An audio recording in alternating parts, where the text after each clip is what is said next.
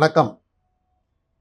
MGR TV cinema என்ற பெயரில் புதிதாக ஒரு யூடியூப் சேனல் தொடங்கப்பட்டிருக்கிறது. தமிழ் திரையுலகம் என்று மட்டுமில்லாமல் இந்திய திரையுலகம், அகில உலக திரையுலகம் அனைத்து சம்பந்தமான செய்திகளையும் உடனுக்குடன் நேர்மையாகவும் யார் மனதையும் புண்படுத்தாமல் விறுவிறுப்பாகவும் சுவையாகவும் சொல்வதற்கான ஒரு சேனலாக இது உருவாகி இருக்கிறது. சினிமாவை பற்றி தெரிந்து கொள்ள வேண்டும் என்ற ஆசை இருப்பவர்கள், சினிமா மீது விருப்பம் உள்ளவர்கள், சினிமா நேயர்கள் அனைவரும் இந்த சேனலை பார்த்தால் உங்களுக்கு தேவையான பல விஷயங்கள் இதிலே உங்களுக்கு கொடுக்கப்படும். எனவே இந்த சேனலுக்கு நீங்கள் உறுப்பினராக சேர்ந்து அதை ஆதரித்து வெற்றி பெற செய்ய வேண்டும் என்று உங்களை தாழ்மையுடன் கேட்டுக்கொள்ளுங்கள். சார், இன்னைக்கு சினிமா சம்பந்தப்பட்டது அப்படிங்கும்போது கண்டிப்பா சினிமா ஓரியன்டா தான் சார் கேட்க போறேன். இன்னைக்கு ரொம்ப ஃபெமிலியரா பேசிட்டு இருக்கிறது அஜித் வின் பண்ணிட்டாரு அப்படிங்கிறது மட்டும்தான் எல்லாரும் பேசிக்கிட்டு இருக்காங்க. அதை பத்தின உங்க கருத்து? சினிமா பத்தின்னு கேட்டீங்க, சினிமா சம்பந்தமில்லா விஷயத்தை தானே கேட்க. சினிமால இருந்து தானே போன ஒருத்தர், அவர் ஒரு நடிகர். இன்னைக்கு அவர் ரேஸ் டிரைவராக இருக்கார். உலகம் முழுவதும் கார் ரேஸுங்கிறது டென்னிஸுக்கு அடுத்தாப்படி, பேஸ்கெட் பாலுக்கு அடுத்தாப்படி, ஃபுட்பாலுக்கு அடுத்தா, டென்னிஸு, ஃபுட்பால், பேஸ்கெட் பாலுக்கு அடுத்தாப்படி உலகம் முழுவதிலும் ஆடுற ஒரு விளையாடுற ஒரு பந்தயம் கார் ரேஸ். அதனால் இன்னைக்கு நவீன உலகத்தில் மற்ற அந்த காலத்தில் குதிரை சவாரி தான் உங்களுக்கு பெரிய விஷயம். கார்கள்லாம் கண்டுபிடிக்கப்பட்ட பிறகு காரை கட்டுப்படுத்துறது எப்படி, விமானத்தை கட்டுப்படுத்துறது எப்படிங்கிறதால தான் இன்னைக்கு நவீன உலகத்துக்கு அதெல்லாம் தான் ரேஸ். அதனால் பழைய காலம் மாதிரி குதிரை ரேஸும் ரேக்லா ரேஸ் எல்லாம் இனி இல்லை. ஆனால் கார் ரேஸை நம்ம நிரூபிக்க வேண்டிய கட்டாயத்துக்கு வந்திருக்கிறோம். உலகம் முழுவதும் நடக்குது. கார் ரேஸ் டிரைவர்ஸ் எல்லாம் அகில உலக புகழ்பெற்றவங்களாக இருக்காங்க. அதனால் அதில் இன்றைக்கி தமிழ்நாட்டை பொறுத்தவரை அன்றைக்கி கார்த்திகேயன் ஒருத்தர் இருந்தார். அவர் ஒரு பெரிய மில் அதிபர். ஒரு விபத்தில் தான் இறந்தார். ஒரு விமான விபத்தில் இறந்துட்டார். அவரெல்லாம் பெருசாக இருந்தாங்க. இன்னும் சொல்ல போனாக்கா, அதாவது இந்தியாவிலேயே கார் ரேஸ் நடத்தின இடமே தமிழ்நாடு தான். முதல்ல நேரு ஸ்டேடியம் இப்போ இருக்கிற இடத்துல ஒரு ட்ராக் போட்டு அங்கே நடத்திக்கிட்டு இருந்தாங்க. அதுக்கப்புறம் இருங்காட்டு கோட்டையில் இன்டர்நேஷ்னல் லெவலில் சர்வதேச தரத்தில் கார் பந்தயம் நடத்துறதுக்கான எல்லாமே நடந்துக்கிட்டு இருந்து கீழே உலக வீரர்கள்லாம் கலந்துக்கிட்டாங்க. நாங்கள்லாம் போயிருப்போம். நாங்கள்லாம் மெம்பர்ஸாக இருந்தோம். அப்போ ஆட்டோமொபைல் அசோசியேஷன் ஆஃப் இந்தியா அப்படி ஆசின்னு பேர். அந்த அசோசியேஷன் அதை நடத்தினாங்க. பெரிய அளவில் நடந்தது. அப்புறம் என்ன ஆச்சோ தெரில. அது இருங்காட்டு கோட்டை அந்த இது அப்படியே தான் இருக்குது. இப்போ சமீபத்தில் உதயநிதி அவர்கள் அதை ரிவைவ் பண்ணார். அதுக்கு உடனே அதை குதிரை ஓட்டுற ராமர் காலத்திலே இருக்கிற அந்த கூட்டம் கார் ரேஸ் நடத்தலாமா, குதிரை ஓட்ட வண்டி இடத்துல கார் ரேஸ் நடத்தலாமா, இன்னும் குதிரை வண்டியில் விட்டு நகராத ஆளுங்க, ராமர் கோயில் கட்டுற ஆளுங்க, அவங்கள வச்சுக்கிட்டு நம்ம என்ன பண்ணுவோம்? இப்போ இது இந்த நாட்டுக்கு இது தேவையானுக்கிட்டு இருந்தாங்க. இந்த நாட்டில் கார் ஓட்டாமல் எவன் இருக்கிறான்? ரெண்டாவது, தமிழ்நாடுங்கிறதுல இன்னொரு விசேஷம் என்னன்னா, இந்தியாவிலேயே மிகப்பெரிய கார் தொழிற்சாலைகள் நம்பர் 1 இருக்கிறது தமிழ்நாடு. பென்ஸ் கார் இங்கே தான் செய்கிறாங்க, BMW இங்கே செய்கிறாங்க, ஸ்கோடா இங்கே செய்கிறாங்க, ஹூண்டாய் செய்கிறாங்க, ஃபோர்டு செய்கிறாங்க. எல்லாமே இங்கே மிகப்பெரிய பெரிய ஆட்டோமொபைல் தொழிற்சாலைகள் தமிழ்நாட்டில் தான் இருக்குது. அதனால் இங்கே கார் ரேஸ் பிரபலமாக இருந்தது. ஏதோ ஒரு காரணத்தினால இல்லாமல் போயிடுச்சு. நல்ல காலத்துக்கு அஜித்துங்கிற ஒரு பிரபலமான நடிகர், ஒரு சினிமாக்காரராக இருக்கிறதுனால தான் இன்றைக்கு மறுபடியும் அதை பற்றி பேர் வந்துருக்குது. அவர் ஒரு சினிமாவில் பெருசாக இருந்த காலத்திலேயே அதை விட்டுட்டு ஒரு ரேஸுக்கு போனார். ரேஸுக்கு போய் பங்கெடுத்துக்கிட்ட அளவில் இந்தியா பங்கெடுத்துக்கிச்சுங்கிற பேர் அவர் கொண்டு வந்தபோது ஜெயிக்கலை, பெரிய வெற்றிகள் இல்லை. ஆனால் இந்தியாவினுடைய பெயரை அந்த அகில உலக கார் பந்தயத்தில் பேரை கொண்டு பதிவு பண்ணதில் அஜித்துக்கு ஒரு முக்கியமான இடம் உண்டு. அதில் ஒரு வெற்றி பெற்றிருக்காருங்கிறது ஒரு 3வது இடத்தா வந்திருக்காரு. 3வது இடங்கிறது சாதாரணம் இல்லை. ஏன்னா ஒரு ஏறத்தாழ ஒரு 100 நாடுகள் கலந்துக்கிற ஒரு விஷயம். அந்த 100 நாடுகளில் சேர்ந்த ஒரு 100 இவங்களோட போட்டு வந்திருக்காரு. 3வது இடத்துக்கு வந்திருக்காருன்னா மிகப்பெரிய வெற்றி. அது நடுவதில் அவருக்கு ஒரு விபத்து வேறு அதில் நடந்தது. அதையும் தாண்டி அவர் சமாளித்து வந்திருக்காரு. அது ஒருவேளை அந்த விபத்து நடக்காமல் இருந்திருந்தால் 1வதாக கூட வந்திருக்கலாம்.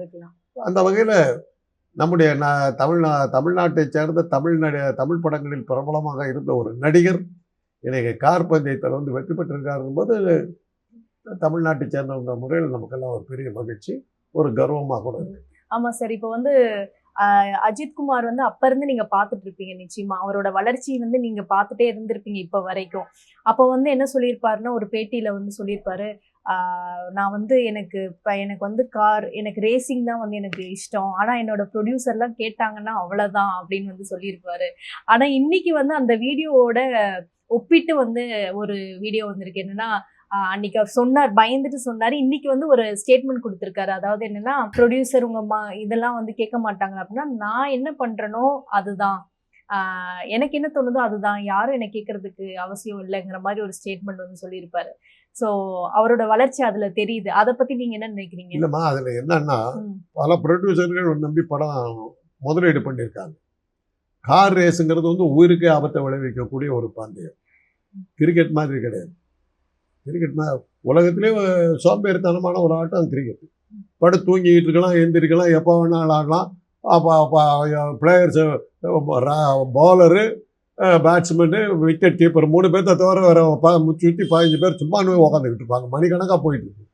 அது மாதிரி கேம் இல்லை. இதெல்லாம் உயிரை பணைய வச்ச இது உயிருக்கு ஆபத்தான ஒரு கேம். அதனால் இவருக்கு ஏதாவது ஆச்சுன்னா முதலீடு பண்ண அந்த அதிபர்கள்லாம் சினிமா பார்த்தா தயாரிப்பாளர்களுடைய கதி என்ன வருது?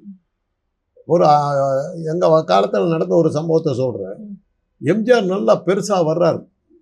நாடோடி மன்னன் படத்தினுடைய வெற்றி அவரை உச்சத்துக்கு கொண்டு போயிடுச்சு. நம்பர் 1 ஸ்டாருங்கிற அளவுக்கு அவர் போயிட்டார். அந்த டைமில் ஒரு விபத்து நடக்கும். கால் முறிஞ்சிருச்சு அவருக்கு. ட்ராமாவில் நடிக்கிறாரு. குண்டுமணிங்கிற ஒரு ஸ்டண்ட் நடிகர் அந்த ட்ராமாவில் அவர் அழகா அப்படி தூக்கி போடுற மாதிரி சீனில் தூக்கி போடும்போது அவர் தவறி அவர் காலிலேயே விழுந்து கால் உடஞ்சிருச்சு. இடது கால் உடஞ்சி படுத்துட்டார். 3 மாதம் நடிக்க முடியாத அளவுக்கு அவர் படுத்துட்டார். ப்ரொடியூசர்லாம் இடிச்சு போயிட்டான். பெருமுதல். ஏன்னா எம்ஜிஆர் படம்லாம் வந்து ரொம்ப காஸ்ட்லியான ப்ரொடக்ஷன்ஸ். அந்த மாதிரி இருக்கும்போது அந்த பணத்தை போட்டவங்களாம் அப்படியே இடிச்சு போய் உட்காந்துட்டாங்க. 3 மாதம் ஒன்றுமே பண்ண முடியல. அப்போ தான் எம்ஜிஆருக்கு புரிஞ்சுது, நம்மளை நம்பி இவ்வளவு பேர் இருக்காங்க, இவ்வளவு முதலீடு பண்ணப்பட்டிருக்குது. இது ஒரு ஏறத்தாழ தமிழ் பட உலகமே ஸ்தம்பிச்சு போகிற அளவுக்கு தன்னுடைய விபத்து நடந்துருக்கும் போது தான் அவர் அதுக்கு பிறகு அவர் ரொம்ப ஜாக்கிரதையாக இருக்க ஆரம்பித்தார். அனாவசியமான ரிஸ்கெல்லாம் எடுக்கிறத அவர் நிறுத்தினார். என்னன்னா, நம்ம மேநாட்டு படங்களெல்லாம் பார்க்குறோம், ஹாலிவுட் மூவிஸ் எல்லாம் பார்க்குறோம். அங்கே வந்து பயங்கரமான ஸ்டண்ட் சீன்ஸ் எல்லாம் இருக்கும். ஆனால் பார்த்தீங்கன்னா அந்த ஸ்டண்ட் சீன் எல்லாமே வந்து ஒரு மாதிரி ஒரு ட்ரிக்கில் தான் பண்ணியிருப்பாங்க. அதுக்கான சேஃப்டி மெஷர்ஸ் எல்லாம் எடுத்து கேமராவில் தெரியாத முறையில் எடுப்பாங்க. அந்த அளவுக்கு அந்த சேஃப்டி மெஷர்ஸ். இங்கே வந்து அந்த ஸ்டண்ட் மாஸ்டர்ஸு தமிழ் பட உலகங்கள்லாம் வந்து பார்த்தபோது எந்த பாதுகாப்பு இல்லாமல் எப்படியா நடிக்கிறீங்கன்னு அசந்துட்டாங்க. அந்த வகையில் பார்த்தாக்கா இந்திய பட உலகில் இருக்கிற ஸ்டண்ட் மாஸ்டர்ஸ் மாதிரி அந்த ஸ்டண்ட் நடிகர்கள் மாதிரி உலகத்திலே யாருமே கிடையாது. உயிரை தருணமாக வச்சுக்கிட்டு அந்த மாதிரியான ஒரு இது. அப்புறம் தான் அது எம்ஜிஆருக்கு அதெல்லாம் தெரிஞ்சு அந்த ஸ்டண்ட் நடிகர்களுக்கு பாதுகாப்பு கொடுக்க வேண்டியது அந்த லேட்டஸ்ட் டெக்னிக்கெல்லாம் கொண்டு வரணுன்றதுனால. இது எதுக்காக சொல்கிறேன்னா, எம்ஜிஆர் அது மாதிரி படுத்தும் போது 3 மாதம் தமிழ் பட உலகம் அவரை முதலீடு பண்ண ப்ரொடியூசர்ஸ் பூரா ஸ்தம்பிச்சு போயிருந்தா. அதே தான் நம்ம அஜித்துக்கு சொல்கிறோம். நீங்கள் பட உலகத்தில் இருந்தீங்கன்னா இதுக்கு போகிறது நீங்கள் அந்த சமயத்தில் படங்களை ஏற்றுக்கொள்ளாது. நீங்கள் ஏன்னா இதில் வந்து உங்களுக்கு தவிர வேற யாரும் வந்து நிற்க முடியாது.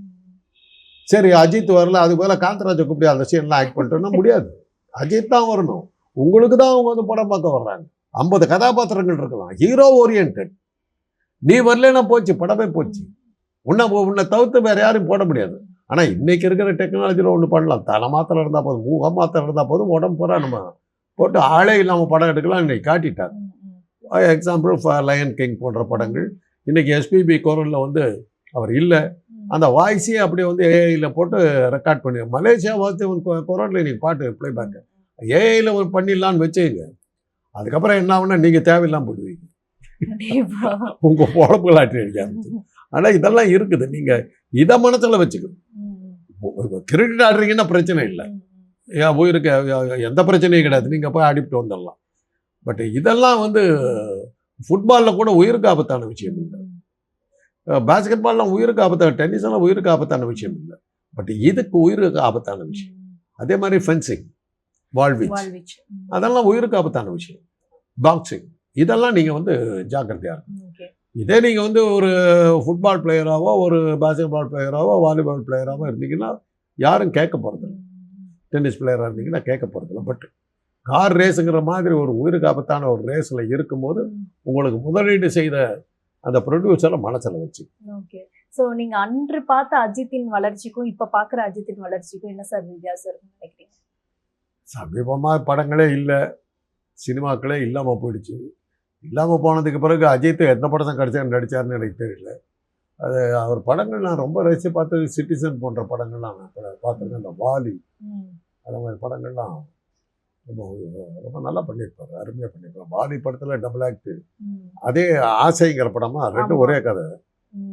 ஆசையை வந்து கொஞ்சம் பெருசாக பண்ணதுனா வாலி. அதெல்லாம் நல்லா வித்தியாசமாக அந்த ஒரு ஒரு மாதிரி வில்லனிஷ் ஹீரோவா வர்றதெல்லாம் நல்லா பண்ணியிருப்பார், நல்லா இருக்கும். சரி, இன்னைக்கு ரேசிங்காக வந்து அவர் தன்னுடைய உடலை வந்து ரொம்ப இழைச்சு அதுக்குன்னே ஒரு மாதிரி ஒரு இது பண்ணியிருக்காரு. ஸோ உடலோட முக்கியத்துவம் என்ன சார்? ரேசிங்க்கு வந்து பாடி ஃபிட் பத்தி சொல்லுங்க. அதாவது நீங்க அந்த காலத்து காரெல்லாம் பார்த்தீங்கன்னா 40களில் வந்த கார்கள் 50களில் வந்த காரெல்லாம் ஸ்ட்ராங்லி பில்ட் அப்படிமா. பாடி அந்த வண்டி இதை பிடிச்சி இழுத்தீங்கன்னா ஸ்டீலில் பண்ணியிருப்பாங்க. அவ்வளோ ஸ்ட்ராங்காக இருக்கும். அது இடிச்சதுன்னா செவுறு இடிஞ்சு விழுந்துடும்.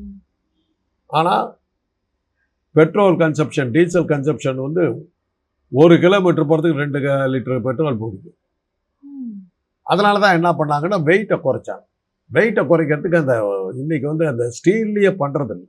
வெயிட்டை குறைச்சா தின் மெட்டலில் ரொம்ப மெலிதான எடை குறைவான உலோகங்களை பயன்படுத்தி இப்போ கார் செய்கிறாங்க.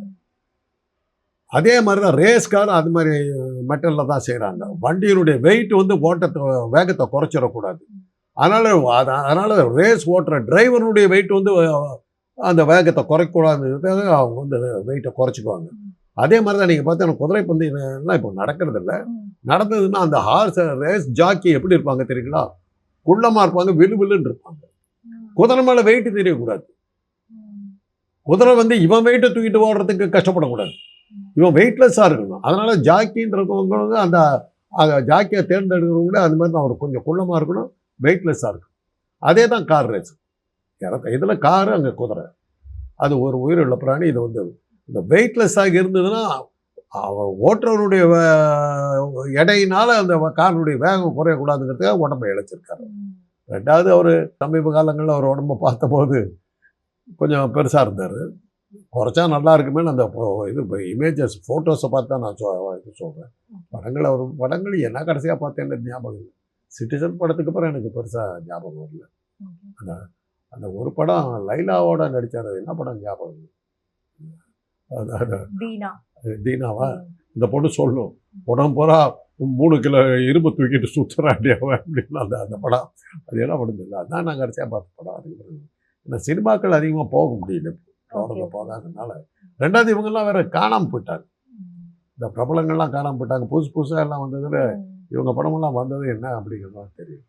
சார், இப்போ வந்து ரேசிங்ல அஜித் போயிருக்காரு. இப்போ இணையதளங்கள்ல பார்த்தோம்னா அவங்களுடைய புகைப்படங்கள் தான், அவங்க 2 பேர் இருக்கிற கப்பல் கோல்ஸ், அவங்க 2 பேர் இருக்கிற ஒரு புகைப்படங்கள் தான் வெளியாயிட்டு இருக்கு. அண்ட் முக்கியமா வந்து சொல்லணும்னா ஒரு அஜித் வந்து ஒரு இது சொல்லியிருப்பாரு, என்ன ரேஸுக்கு விட்டதுக்கு நன்றி ஷாலு அப்படின்னு வந்து சொல்லியிருப்பாரு. அதை பத்தி நம்ம கருத்து? ஆமா, அவங்களுக்கு ஒரு பயம் இருக்கும்ல. நான் தான் சொல்றேன், உயிருக்கு ஆபத்தான விளையாட்டு பேராகிளைடிங். அதெல்லாம் உயிருக்கு ஆபத்தான விஷயம். பிளேன்ல எல்லாம் கூட சில இடங்கள்ல ரேஸ் எல்லாம் இருக்குது. அதெல்லாம் வந்து உயிருக்கு ஆபத்தான விஷயம். அதனால் இந்த மாதிரி விளையாட்டுகள்லாம் போனீங்கன்னாக்கா வீட்டில் சொல்லிக்கிட்டு தான் போகும். அந்த காலத்தில் போர்க்களத்துக்கு போகிறதுக்கு முன்னாடி மனைவியை வந்து எல்லாம் வெற்றி பெற்றால் நான் வருவேன், இல்லாவிட்டால் என் ரத்தம் தோய்ந்த என் வீர வாழ் வரும் அப்படிங்கிறது தான் மனோகரா படத்தில் வசனம். அந்த வசனத்தை சொல்லிட்டு தான் போயிட்டு இருந்தாங்க. போர்க்களத்துக்கு போனோம் திரும்பி வருவாங்கிறது இது நம்பிக்கை இருக்காது. அதனால் ஏற்றாலும் இது ஒரு போர்க்களத்துக்கு போகிற மாதிரி தான். அவங்க சரி போயிட்டு வாங்க அப்படின்னு அனுமதி கொடுக்குறாங்கன்னாக்கா ஒரு தைரியத்தில் தான் கொடுக்குறாங்க. திரும்பி வந்துடுவாருங்கிற நம்பிக்கையில் தான் கொடுக்குறாங்க. எந்த மனைவியுமே அனுமதிக்க மாட்டாங்க. நீங்கள் பார்த்தீங்கன்னா பைலட்டு, விமான ஓட்டிகளாக இருக்காங்களா பைலட்டு, அவங்களுக்கு பெண்ணே கொடுக்க மாட்டாங்க. என்னுடைய சகோதரியுடைய பேரன் அவன் பைலட்டுக்கு இது பண்ணான். அவன் கட்டிக்கிறதுக்கு யாருமே வரமாட்டேன்ட்டாங்க. அப்புறம் ரொம்ப கஷ்டப்பட்டு தான் பொண்ணெல்லாம் பார்க்க விட்டுறாரு. ஏன்னா விமானங்கிறதே வந்து பயங்கரமான ஒரு விஷயம். அதில் என்ன ஆகும் ஏதாகுங்கிறதெல்லாம் அதனால் பைலட்டுக்கெல்லாம் பெண் கொடுக்க மாட்டாங்க. அதே மாதிரி தான் இராணுவத்துக்கு போகிறவங்களுக்கு பெண் கொடுக்க மாட்டாங்க. ஏன்னா உயிர் போகிறதுக்கு உயிருக்கு உத்தரவாதம் இல்லாத இடங்கள். அதனால் அந்த உண்மையை சொல்லப்போனால் அஜித்தை விட தைரியமானவங்கன்னு எடுத்தால் அவருடைய மனைவியை தான் சொல்லணும். போய் வா அப்படி நான் பார்த்துக்கிறேன், தைரியமாக போய் வெற்றி பெறுவா என்ற ஒரு நம்பிக்கையோடு அவங்க அனுமதி கொடுத்தது அவங்களுடைய மனோ தைரியத்தை காட்டுது. உண்மையிலேயே இப்படிப்பட்ட ஒரு விருதை வாங்குறதுக்கு இவர் கொடுத்த அனுமதி தான் காரணங்கிறது தான் முக்கியம். ஆக அந்த வகையில் ஷாலினிக்கு நாமளும் சேர்ந்து ஷாலினிக்கு நம்ம நன்றி தெரிவிக்கிறோம்.